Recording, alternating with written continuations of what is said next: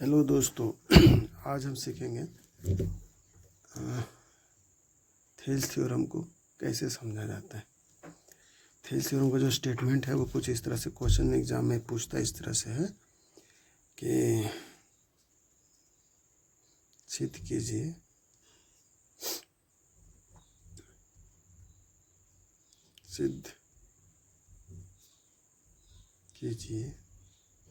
कि यदि किसी त्रिभुज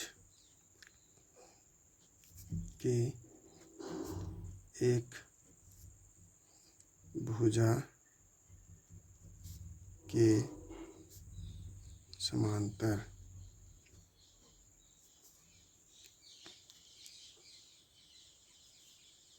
रेखा जो अन्य भुजा को दो अलग अलग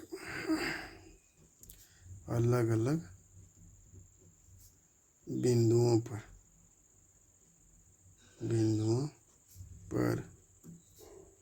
प्रतिच्छेद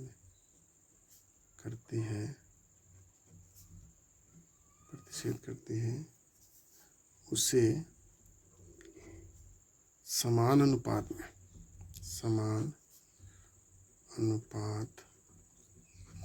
में विभाजित करती है। ये है आपका थेल्स थ्योरम। तो इसके लिए सबसे पहले हम करेंगे क्या, सबसे पहले लिखा हुआ है कि किसी त्रिभुज की, तो ये जो किसी त्रिभुज की बोला है तो हम सबसे पहले एक त्रिभुज ड्रॉ करेंगे इस तरह से। कर दिए, नाम दे देते हैं ए बी और ये हो गया सी। हमको थोड़ा खांसी हो गया इसलिए आवाज़ में थोड़ा सा मोटापन लग रहा होगा बच्चा, कोई दिक्कत नहीं इसके लिए। एक समांतर रेखा जो डी है वो ए बी को डी पर और ए सी को ई पर प्रतिच्छेद करती है, ठीक है। तो जब भी हम सिद्ध करते हैं तो हमें लिखना पड़ता है दिया है, जो देगा उसको लिख दीजिए। क्या दिया है, तो एक त्रिभुज ए बी सी दिया है जिसमें डी जो है पैरेलल है बी सी का, और ये ए बी को डी पर तथा ए सी को ई पर प्रतिच्छेद करती है।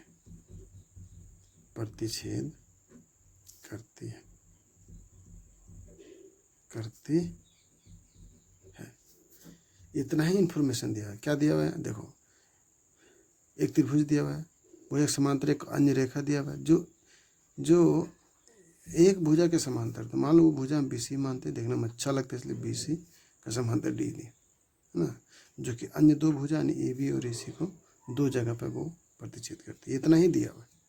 इतना से तो हमारा प्रूफ होगा नहीं, तो हम क्या करेंगे, रचना करेंगे। रचना क्या करेंगे, यहाँ से यहाँ पर एक परपेंडिकुलर ड्रॉ करेंगे, नाम हम इसको एम दे देते हैं। यहाँ से एक और परपेंडिकुलर ड्रॉ करेंगे, नाम हम एन देते हैं। क्या किए भाई, हम परपेंडिकुलर ई एम किस पर परपेंडिकुलर ड्रॉ किए, ए बी कह देते हैं इसको, ए बी पर ड्रॉ किए, और डी एन जो है वो परपेंडिकुलर ड्रॉ किए ए सी पर, ठीक है। उसके बाद इसको भी मिलाना पड़ेगा, तो इसको डॉटेड लाइन से मिला देते हैं, इसको भी डॉटेड लाइन से मिला देते हैं। तो क्या लिखेंगे, और बी को ई से मिलाया,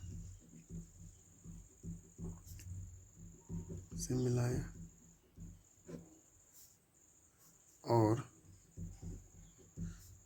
सी को डी से मिलाया, सी को डी से मिलाया।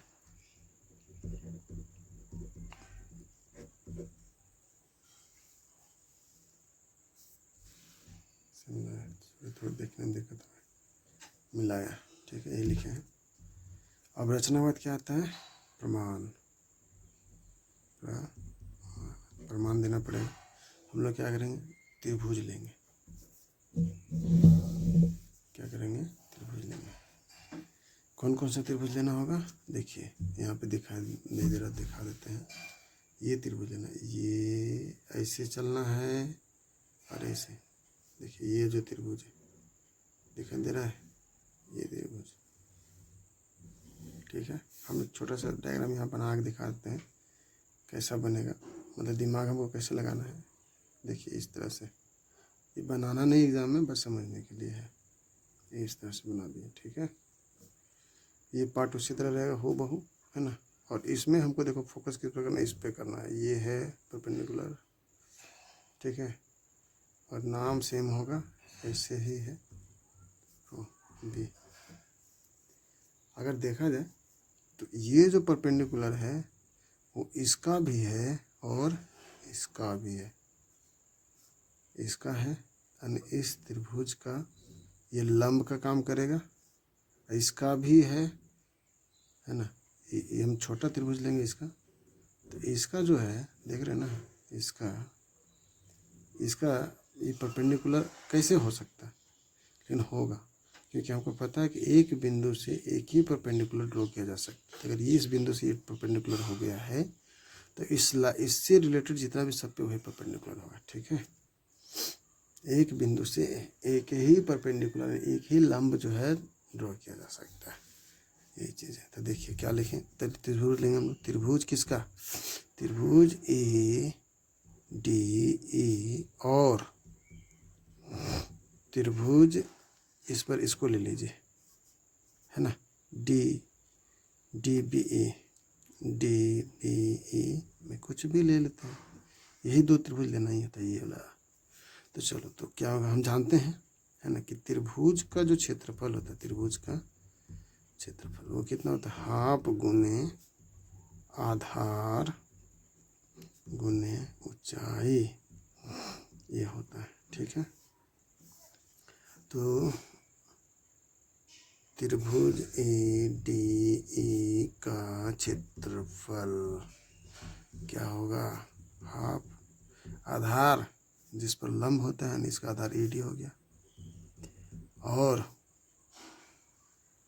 लंब जो है वो ई एम है आपका, तो ई एम कर दीजिए आप, ठीक है। समीकरण 1 फिर से दूसरा त्रिभुज में, तो त्रिभुज डी ई बी में इस पर ले रहे हैं, तो इसका लिखेंगे त्रिभुज डी ई बी का क्षेत्रफल क्या होता है? तो हाफ इंटू आधार, आधार इसका ये होगा, क्योंकि ये यहाँ तक जाएगा तब अगर बढ़ाने के बाद होगा, लेकिन हमको इतनी ज़रूरत है।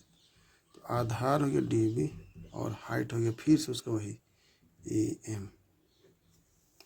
नंबर 2 कर दीजिए। अब दोनों का अनुपात ले लेते हैं, ठीक है। तो त्रिभुज किसका क्षेत्रफल? ए डी ई का क्षेत्रफल बाय त्रिभुज डी ई बी का क्षेत्रफल हाफ गुना बेस, मतलब A D into A M, D B into A M. काट देते हैं इसको, A D by D B. इसको कुछ नया नाम देते, मान लीजिए इसको नाम देते छोटा ए, ठीक है।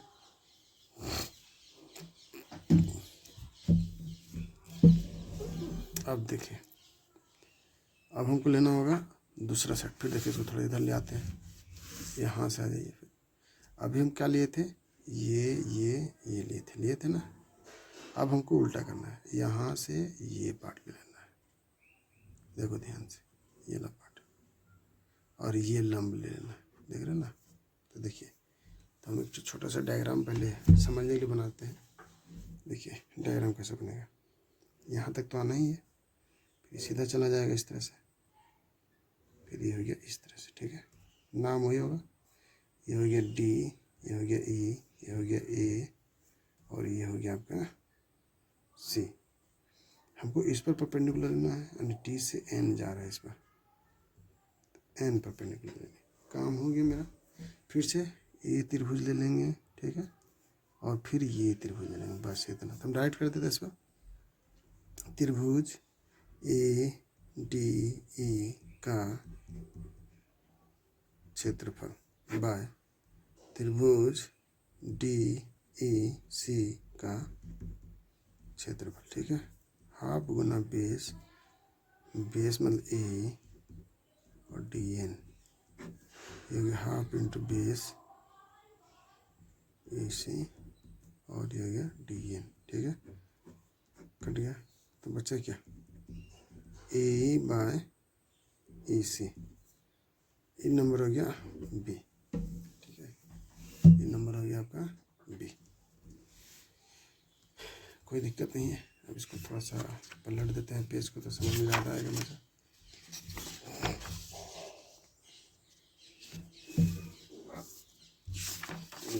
अब इसको हम यहाँ से थोड़ा समझाते, इसको जरूरत पड़ेगा। आप देख रहे होंगे दो चीज़, यहाँ से देखिए, अब इसका ज़रूरत है, ये पार्ट देखिए, इस पार्ट में देखिए, इसका फिगर थोड़ा समझाते हैं। यहाँ पे मान लीजिए, देखिए ऐसा है, साइड से ऐसा है, और ये पैरेलल है ना, पैरेलल है, ठीक है। ये हो गया ऐसा, और ये हो गया ऐसा, ठीक है।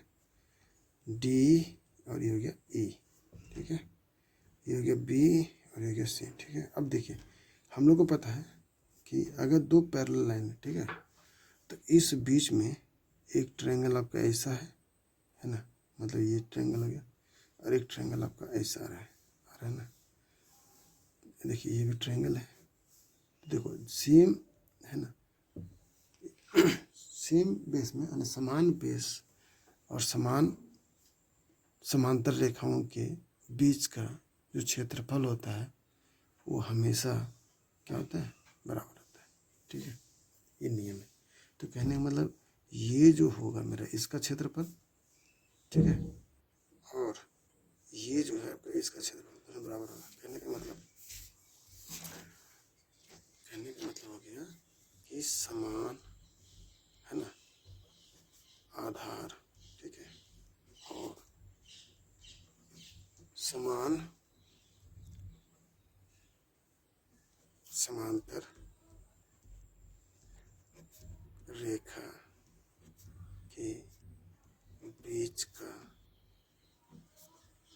क्षेत्रफल हमेशा समान होता है, समान होता है, ठीक है। तो इसका मतलब हो गया कि त्रिभुज, यहाँ से लेते हैं तो डी बी ई का क्षेत्रफल बराबर होगा त्रिभुज डी सी ए का क्षेत्रफल का, ठीक है। इसको नंबर देते हैं सी, ठीक है। तो समीकरण है ना ए बी और सी से क्या पता चलता है कि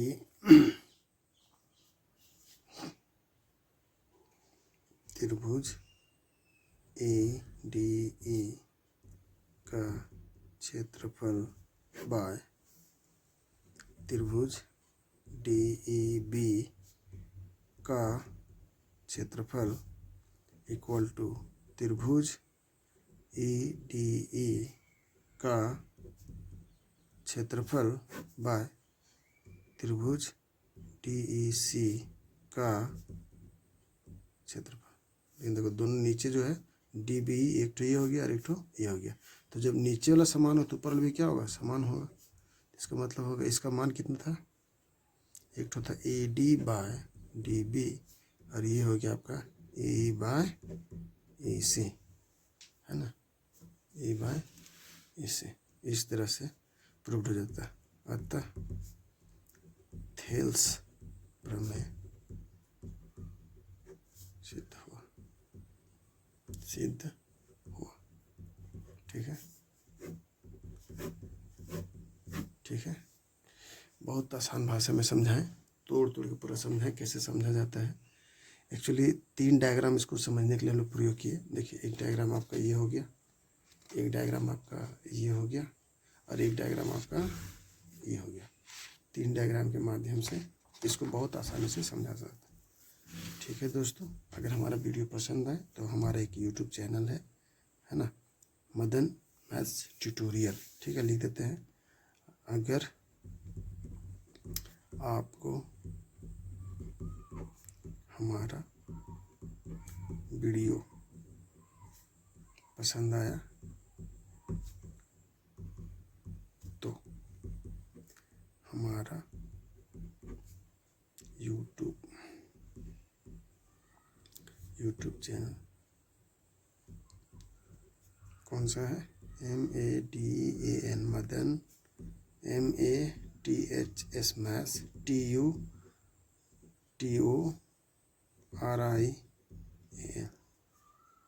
मदन मैथ्स ट्यूटोरियल को subscribe, like, comment and share करना ना भूलें, शेयर करना ना भूलें। और किसी तरह का दिक्कत हो तो मेरा